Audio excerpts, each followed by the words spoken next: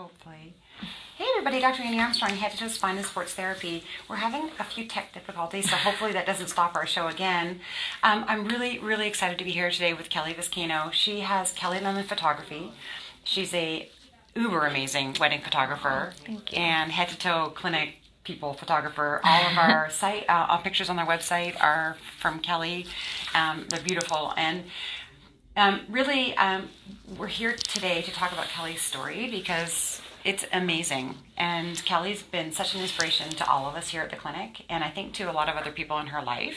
I asked her to come on the show really to talk about how she has managed to really overcome her disability, which happened at a young age, and to choose to live her very best and fullest life every day, because it's really a choice that we make. Yeah. And we can either get through our day, or we can get up and choose to create our day in a way that's both fulfilling for ourselves and for our own goals, and in a way that we can encourage and help other people. Yeah. And this is something that you've done, and I think it's just an amazing story. So I wanted to share her story with you, and hopefully we don't get cut off again from internet problems, but we'll give it a go. Yeah. So do you mind sharing a little bit about your story? Yeah. Just to introduce people to it? Mm-hmm. Yep. So, first off, thank you for having me on your show.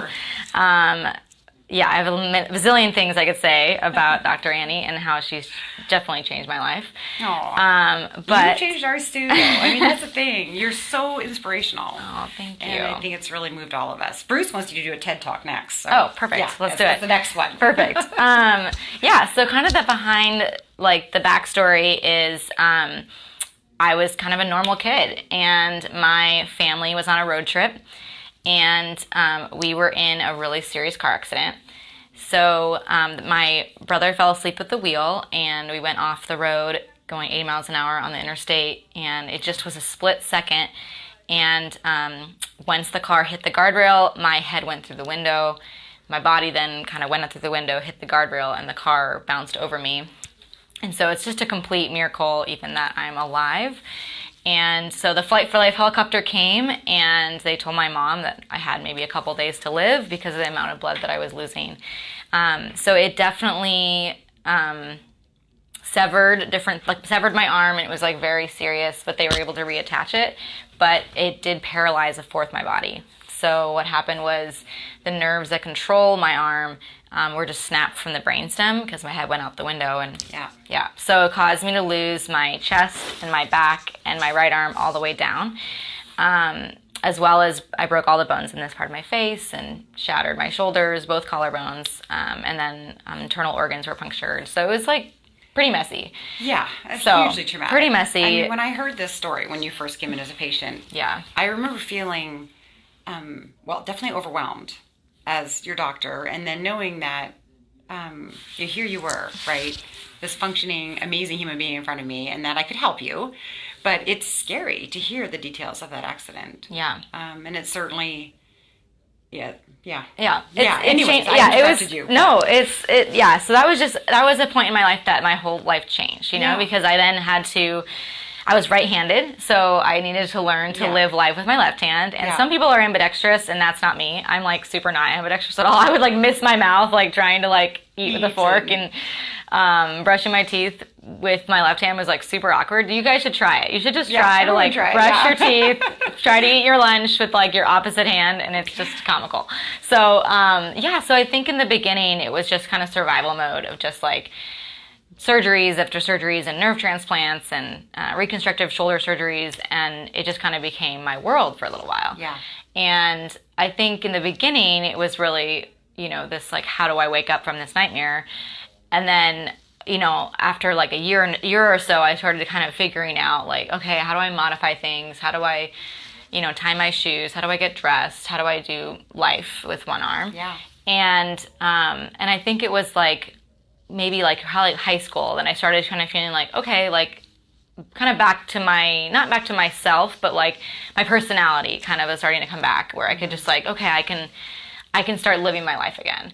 And that's kind of when it was kind of a mindset shift for me. Yeah. Because when you face something where someone says, you shouldn't have made it, So I started thinking like big questions at a young age of like, okay, so if I hadn't made it, like if I didn't survive, what kind of legacy would I have been like remembered for? Like what would people remember me for?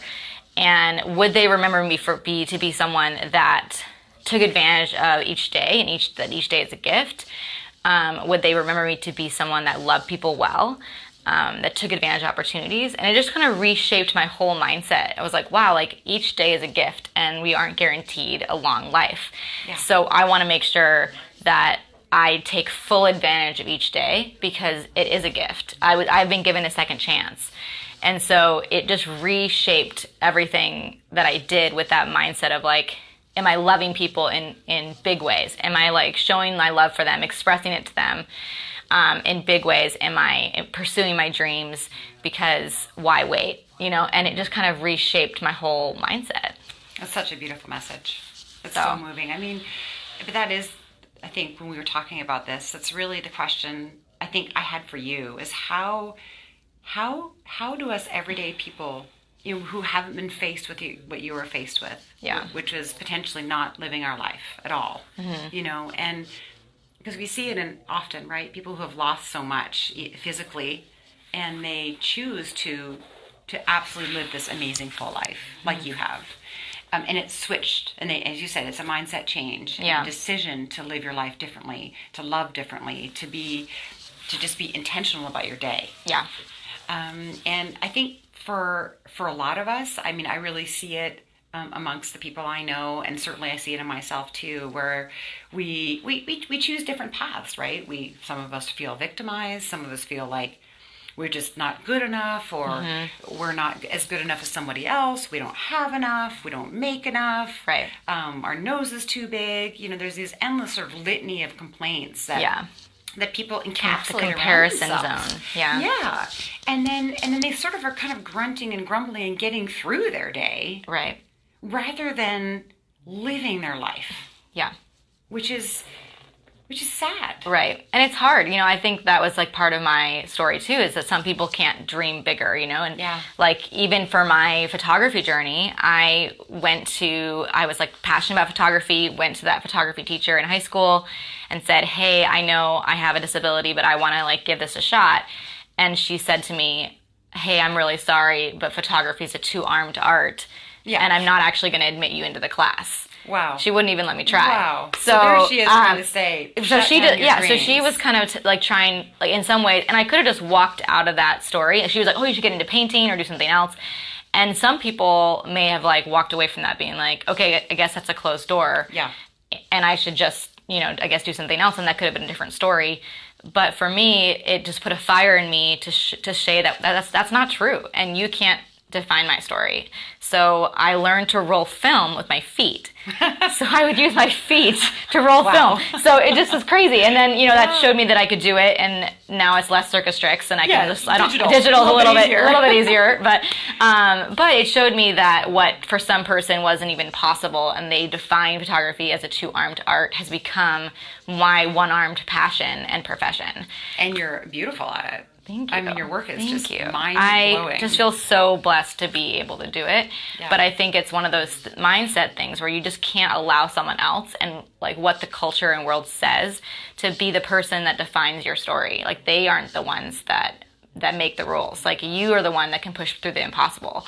Absolutely. And you are the one that I think for me, it was a mindset of like, okay, so I'm just going to reshape things. It just is not going to look like someone else. But I have the opportunity to write my story. Mm-hmm. And I think that that's something that what this all showed me was the door's not closing for you. So like I think when things happen, we often see it as like, oh, this is a closed door, I'm not supposed to do this. Maybe it's an opportunity to show yourself, how bad do I want this? Like how hard am I willing to fight, and how high am I willing to climb to pursue my dream? Absolutely. And sometimes you need that closed door in order to like show yourself, like prove it to yourself, like I'm gonna fight for this. Like this isn't just something that's like the next step in my life. Like I have to fight for this. And I guess encourage people to not just take that first closed door, that first hurdle, and just let it stop you. Yeah.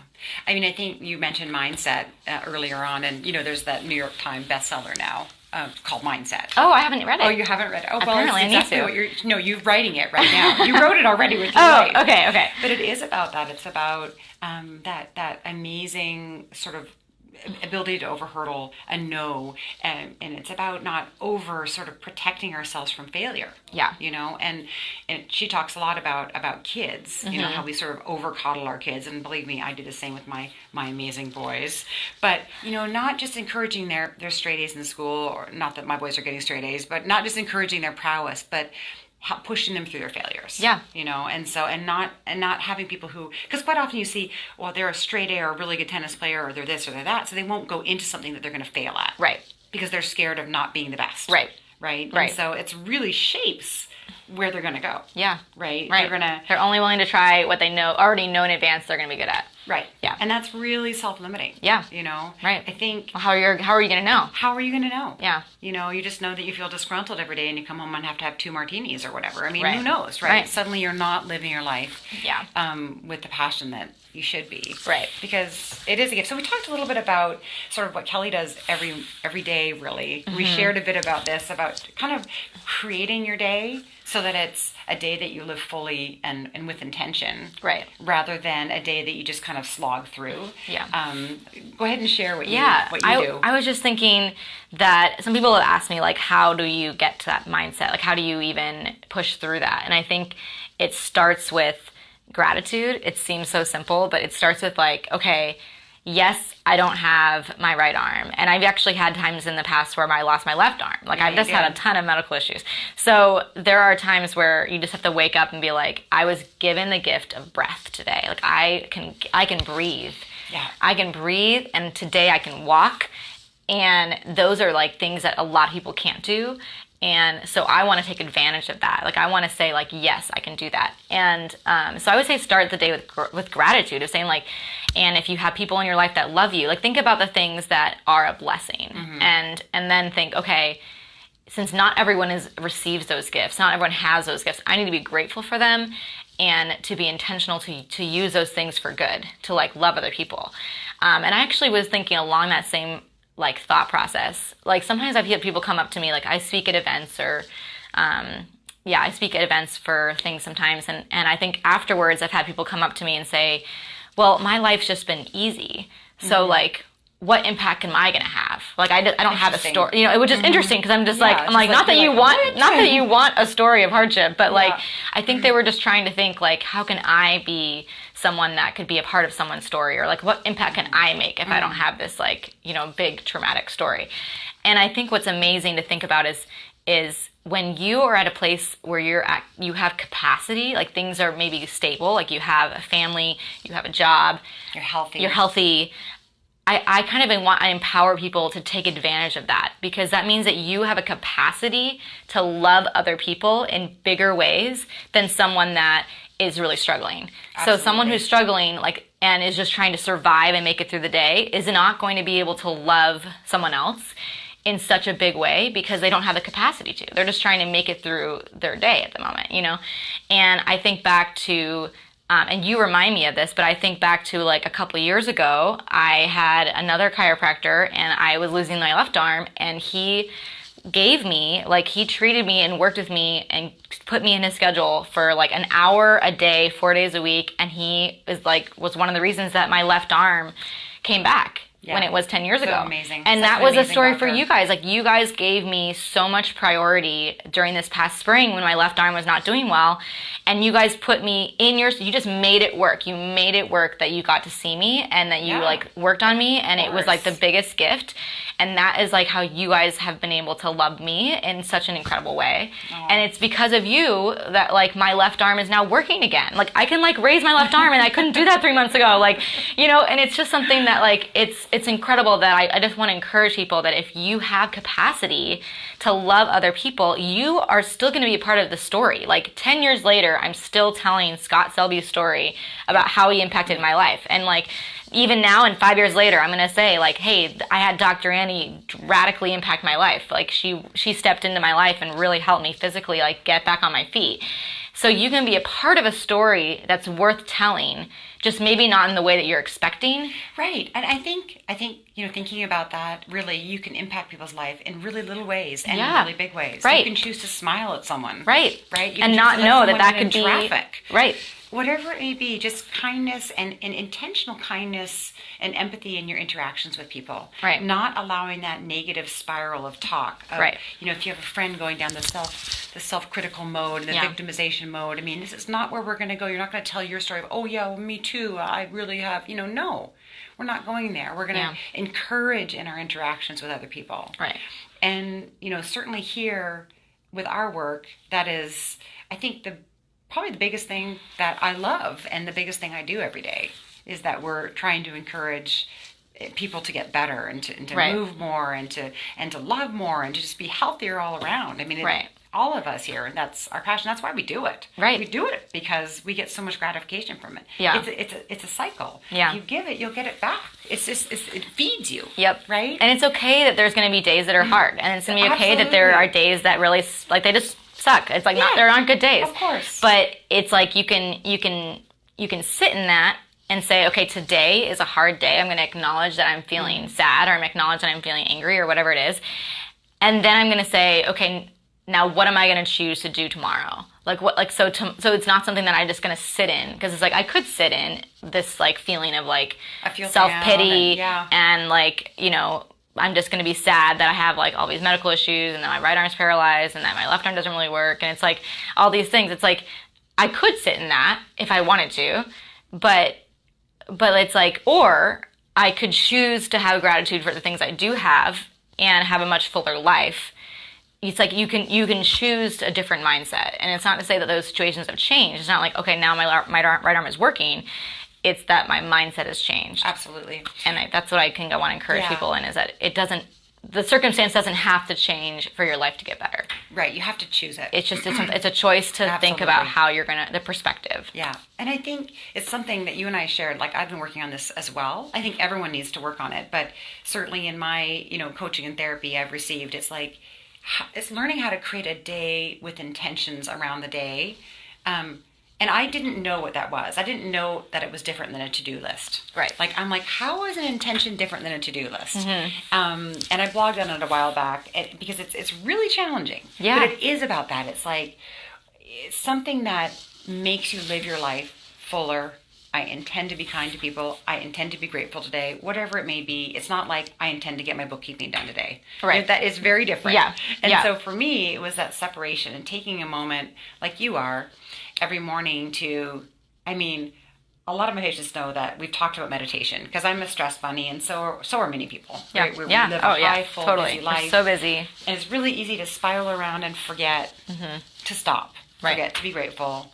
Forget to be thankful, and just get spun out and then forget where you're at. It's easy to have happen. Yeah. So, I think for me, it's taking just even a few moments in the morning just to take a few breaths and express gratitude. It's the same thing I do. Yeah. And it could be whatever pops into your head. This morning, I was really thankful for my Chihuahua. That's awesome. I love my dog too. His little furriness and his loveliness and his the love that he gives me every day. Yeah. And then really grateful for my staff here at Head to Toe, allowing me the time and the freedom to care for my kids today and to do some of the other things that I needed to accomplish, but to care for my children today. And that was just a wonderful feeling. Yeah. And I was so thankful for it and so grateful for it. So it comes in many shapes and forms. It doesn't have to be profound. No. It could be helping someone with their groceries for the car and stepping it, just and giving someone a smile, or walking, someone that's, I don't know, needs help, and it's okay, I could just walk away, or I could take 5 minutes. Yes, I'm busy, but I could take 5 minutes to help this person. Yeah, exactly. And that's only going to give you more life. Exactly. If you're stepping, that's just how it works. I love it. Love back and forth. Just kind of goes back and forth. I love it. Yeah. I'm going to put Kelly's link on this Facebook Live so you can check out her work and her website and her stories. And I do like more, I love to talk about disabilities and like, so I actually also post, it's called A Life Modified. Okay. So I have like little videos on my blog that of like how I modify things with one arm. So like how do I kayak with one arm using my knees, or how do I like put my hair up in a ponytail with one hand, and it's just kind of like showcasing things that I am learning every day in the day. So if that's something that you're interested in and you just want to learn more about it, it's called A Life Modified. It's on my blog. I can put it in the link as well. Okay, let's do that. Yeah. Thank you so much. Thank you for being here today. Yes. Yeah, thank that was you just for having amazing. me. Yeah. Okay, bye everybody. Bye. Have a great day.